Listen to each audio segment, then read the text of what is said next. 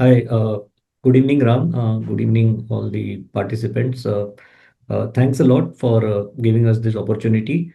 What we will do is we'll take you through some of since the presentation has been released today, we will take all of you through some of the important slides of the presentation that will help you understand the current positioning of HDFC FlexiCap Fund. And then, I will also discuss maybe, some views on markets, and then, yeah, we can have forum open. So, as far as FlexiCap presentation is concerned, so I think one key thing, that one needs to understand if I were to define this product in one single line, then this is a, large diversified fund with a very, very long-term track record.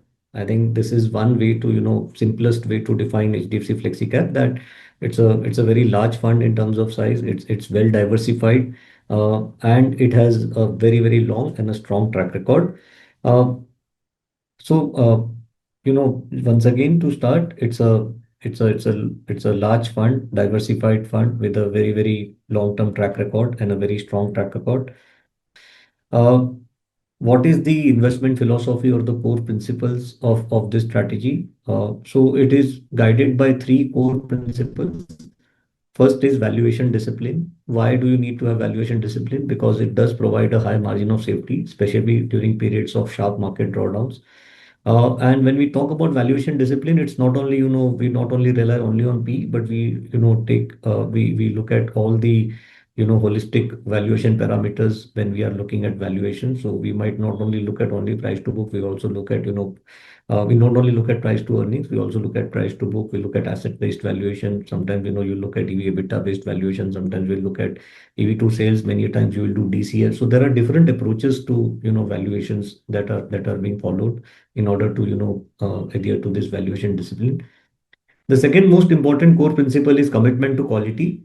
Uh, we do maintain a significant exposure to industry-leading companies, and not only in terms of scale, but also in terms of profitability matrices, such as return on equity.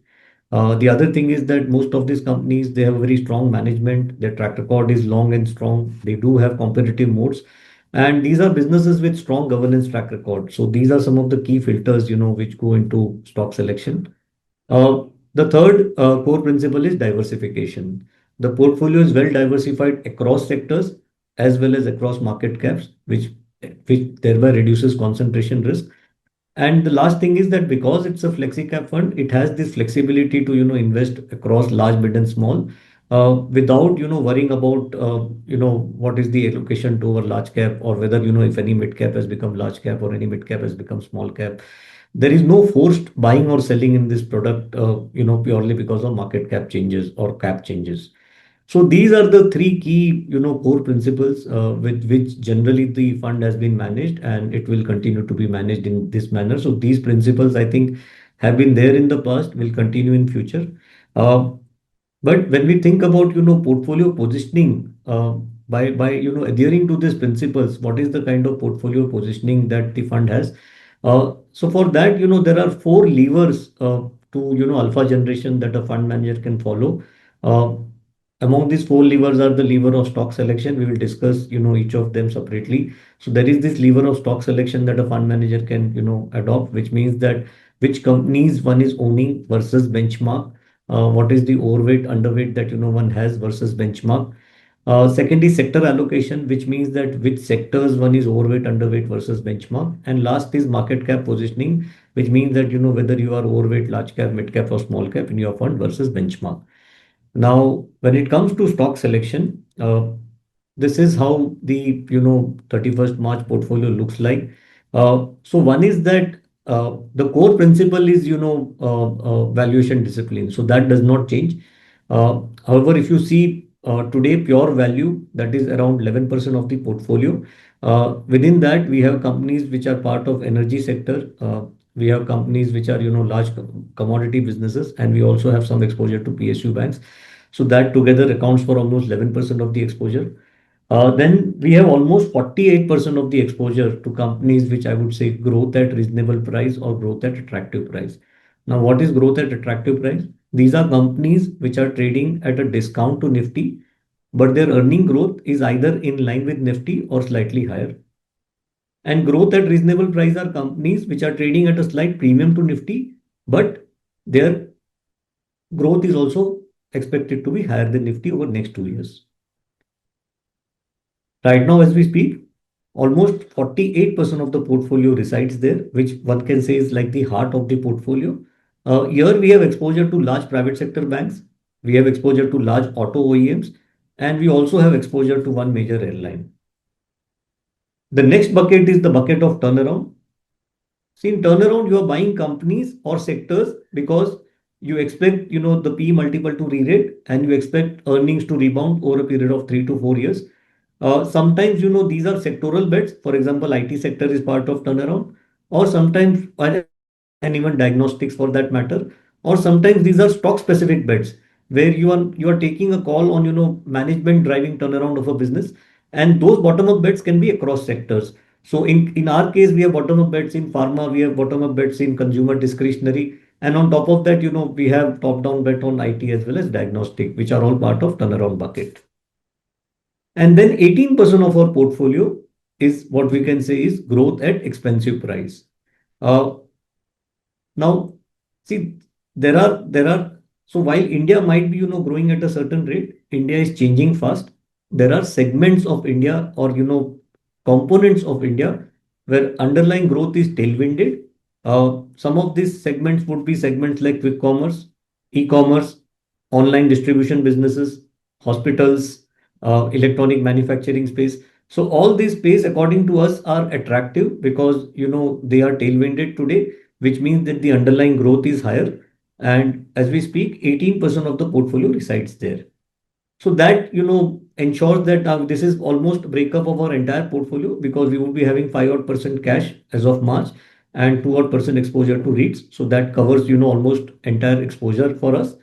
And one key insight is that value plus growth at reasonable price and growth at expensive price plus turnaround almost forms 75% of the portfolio, which is actually the heart of the investment approach. We had discussed that, the investment approach or the philosophy is all about having a valuation discipline, and to that extent, a very large portion of the portfolio resides in these three buckets, which basically tells you that, we do follow a strong valuation discipline here, and that is something that, investors can expect us to continue following.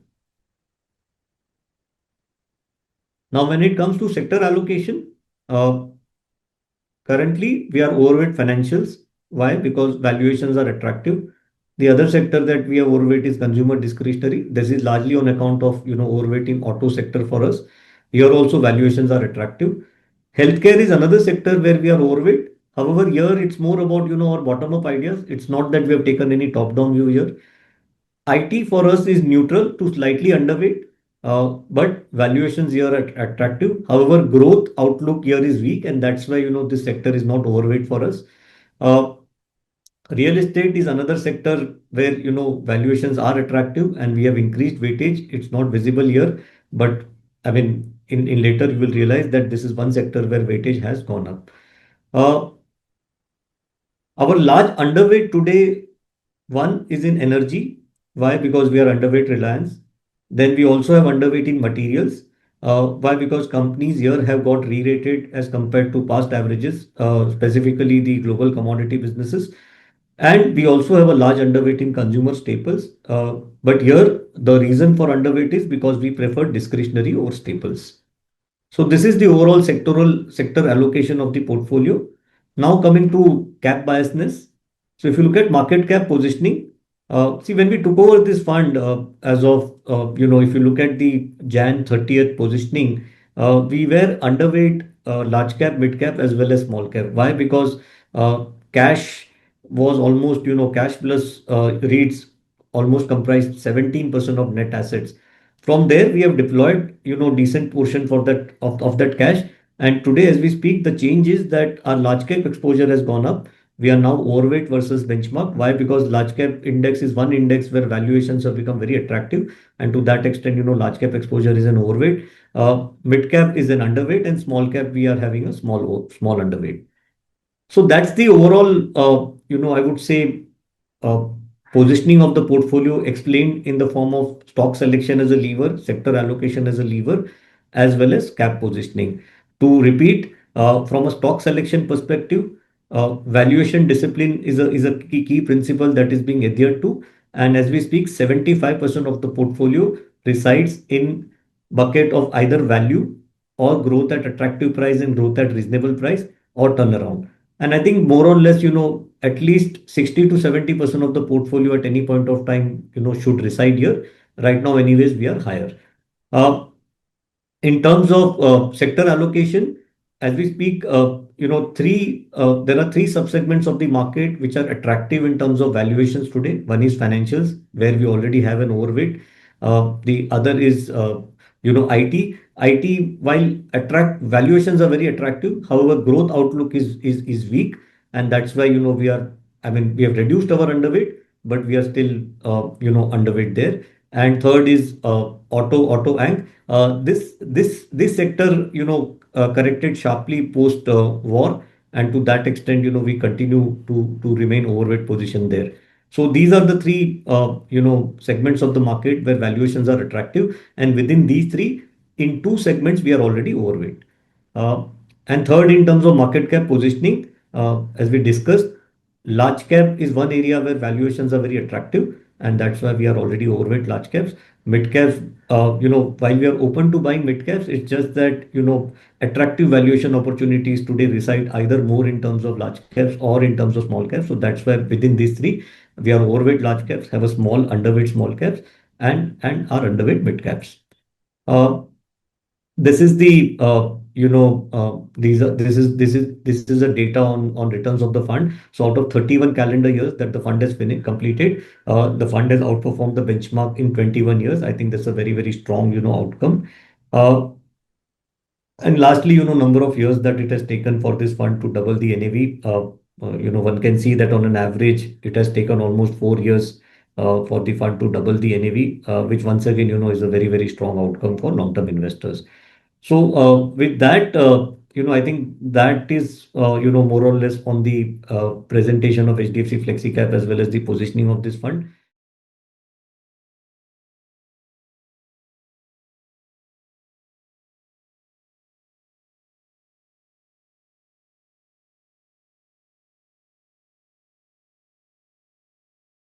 Mutual fund investments are subject to market risks. Read all scheme related documents carefully.